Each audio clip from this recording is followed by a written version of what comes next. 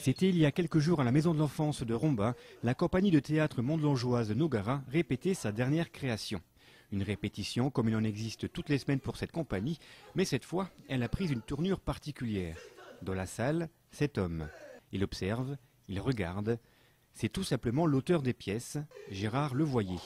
Venu spécialement de Paris, le comédien, créateur de théâtre, travaillant également pour la télévision et la radio, a accepté l'invitation de la compagnie. Présent, le temps me presse. Je dois mettre le paquet. J'ai la chance d'être un auteur qui est monté assez souvent dans le milieu amateur et l'année dernière j'ai rencontré Daniel Lang dans un festival à Tours. Et il m'a dit je travaille sur tes textes, on va monter un spectacle, j'aimerais bien que tu me donnes ton avis. Moi j'ai dit d'accord, si ça tombe bien avec mon calendrier, pourquoi pas, moi j'aime bien venir et en plus là il y a un intérêt encore supplémentaire, c'est que je vais voir pour la première fois des pièces qui n'ont jamais été montées. Je l'ai déshérité, notre comporte de fils. Mon fils, tes spermatozoïdes asthmatiques n'ont jamais eu la force d'atteindre le moindre de mes ovules. Tu n'y es pour rien dans l'événement. Pour l'auteur, se retrouver dans la salle devant les acteurs est à la fois excitant et angoissant.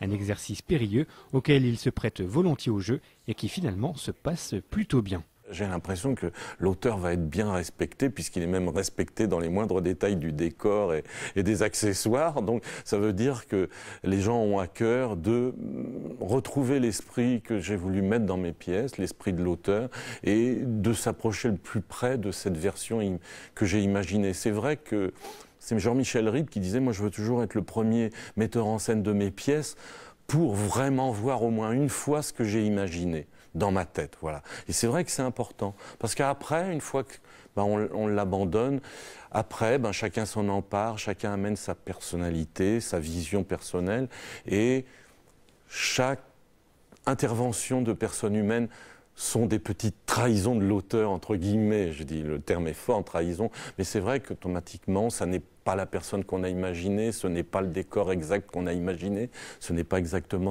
Il y a toujours des petites trahisons que j'appelle, et l'auteur aime bien quand même se sentir respecté. Après, ce qu'on aime bien aussi en tant qu'auteur, c'est être surpris. Quand les comédiens, les metteurs en scène ont eu une idée et puis qu'ils ajoutent ça à ce qui est sur le papier... Bon, c'est des bonheurs de découverte. Alors, ma vieille, t'as voulu partir avant moi? Oh, c'est pas bien ça. T'as vu comme c'est difficile de te supporter? Même toi, t'as plus la force. Non, je donne pas de conseils. Moi, maintenant, en principe, ils sont arrivés à un moment où ils ne peuvent plus changer grand-chose.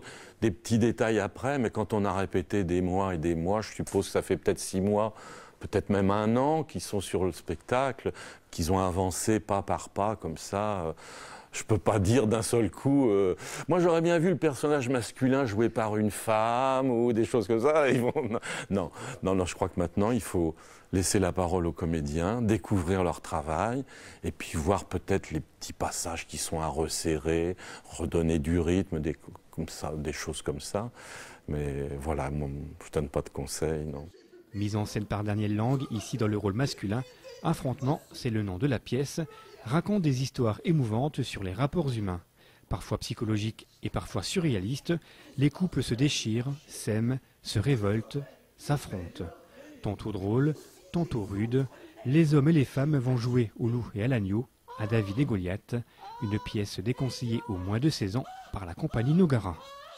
C'est pas moi qui ai décidé, donc je ne vais pas répondre à la place du metteur en scène, mais je crois que c'est parce que certaines histoires sont des histoires fortes qui peuvent, psychologiquement, il n'y a pas de violence, c'est pas de la violence physique, c'est pas des meurtres, c'est pas du sang, c'est pas de la pornographie non plus, simplement des histoires psychologiquement qui peuvent marquer parce que ce sont des belles tranches de vie, des personnages forts qui vont au bout d'une exigence et peut-être que ça peut effectivement marquer les âmes sensibles. En même temps, moi je suis pour l'éducation des enfants. Je trouve que c'est bien assez tôt de les éveiller à toute chose de la vie, parce que la vie n'est pas tendre, mais il faut effectivement leur expliquer les choses et et amener une distance, quoi. Je sens que ça vient. Alors écoute, je vais te dire la vérité. 40 minutes plus tard, fin de la première partie. Un moment angoissant pour les comédiens, c'est l'heure de vérité. L'auteur dévoile ses premières impressions. Tout d'abord, moi, j'ai été vraiment très ému et à m'essuyer des larmes à la fin. Vous m'avez tiré des larmes tellement... J'ai vraiment retrouvé tout ce que je voulais, tout ce que j'avais imaginé dans la pièce. Je trouve que vous le rendez formidablement bien. Soulagement pour les comédiens. Gérard Levoyer est satisfait. Il y aura bien sûr quelques changements à faire, par-ci, par-là, une voix moins exagérée, un changement de décor plus rapide, mais dans l'ensemble, la mise en scène correspond aux attentes de l'auteur. Un auteur professionnel au service d'une compagnie amateur. C'est un grand débat que je retrouve dans beaucoup de rencontres que je peux faire et dans des festivals, ce débat amateur-professionnel. D'abord, je dirais qu'il m'est arrivé de voir de très bons spectacles amateurs et des spectacles décevants au niveau professionnel. La grosse différence, c'est simplement que le professionnel peut consacrer plus de temps aux répétitions, à la préparation. Parfois, il consacrait un peu plus d'argent aussi, dans la qualité des décors, des choses comme ça. Après, c'est une question de travail. L'amateur, on en parlait ce midi, a rarement l'occasion de jouer dans la continuité, de représentation. Le professionnel, quand il est à l'affiche dans un théâtre, voilà, d'abord il a eu l'occasion de répéter tous les jours, donc il y a un côté très technique au départ qui s'oublie pour ramener les personnages à soi et les vivre complètement en oubliant la technique, en oubliant les ordres du metteur en scène. L'idéal, c'est quand ça ne se voit plus, tout ça. Au niveau du théâtre amateur, c'est plus difficile parce qu'on se voit un soir après le travail, on est une semaine sans se revoir, et à chaque fois, on repart un petit peu en arrière. Finalement, le travail amateur est beaucoup plus contraignant et beaucoup plus important peut-être que le théâtre professionnel, parce qu'à chaque fois, il faut redémarrer les choses, repartir, et je pense qu'il y a un côté frustration aussi au niveau amateur, c'est qu'on a le sentiment de peut-être jamais aller au bout des choses. Et quand un spectacle s'arrête, on se dit « Ah, c'est dommage qu'on n'ait pas eu quelques représentations supplémentaires parce que je commence à me sentir bien, je commence à me lâcher, j'ai compris certaines choses que je fais plus, des choses... » Voilà, c'est un petit peu l'eau du théâtre amateur, mais je crois qu'il y a aussi beaucoup de plaisir. C'est pour ça que le théâtre amateur a encore une très belle vie et nous, auteurs contemporains vivants, on est très heureux du théâtre amateur parce que c'est souvent une façon de se faire connaître et découvrir. Souvent, on est monté et le nom est véhiculé comme ça. On est vraiment des auteurs vivants à part entière. Moi, je me sens vraiment vivant à travers ce théâtre amateur qui me joue assez régulièrement.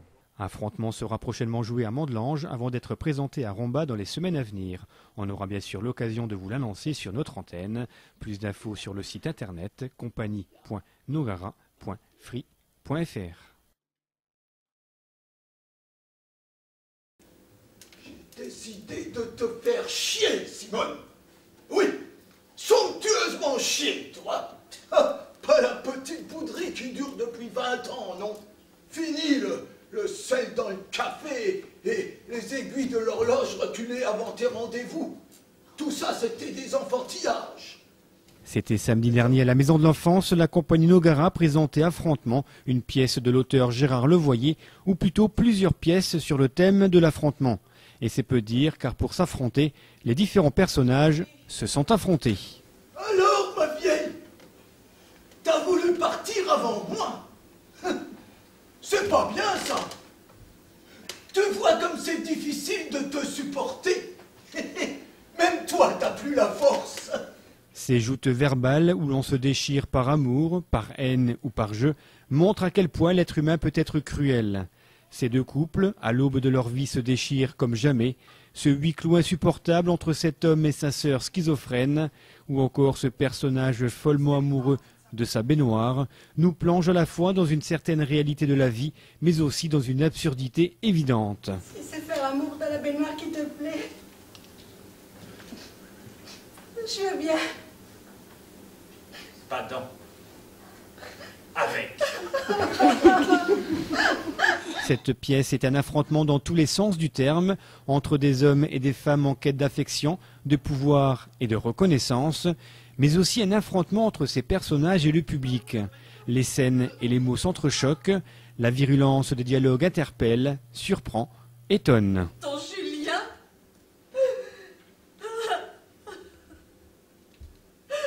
est séropositif. Voici le résultat de ces dernières analyses.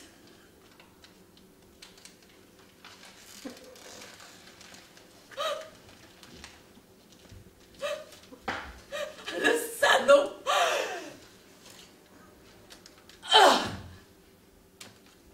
La mise en scène de Daniel Lang, ici en gros plan, souffre peut-être d'une certaine longueur, mais on peut souligner le travail d'interprétation des comédiens et comédiennes. Pendant 2h30, ils tiennent le rythme, avec une mention toute particulière à cette schizophrène délirante. Oh bah, je te la rends. La sienne est beaucoup plus... M'en fiche, t'ai dit! Affrontement n'est donc pas une pièce où l'on se fend la poire, encore que, mais une pièce surprenante qui parfois met le public devant ses propres travers et fantasmes. Déconseillé au moins de saison, et l'on comprend mieux pourquoi, ce n'est pas tant les dialogues qui peuvent choquer, mais les situations psychologiques dans lesquelles se trouvent les personnages de la pièce.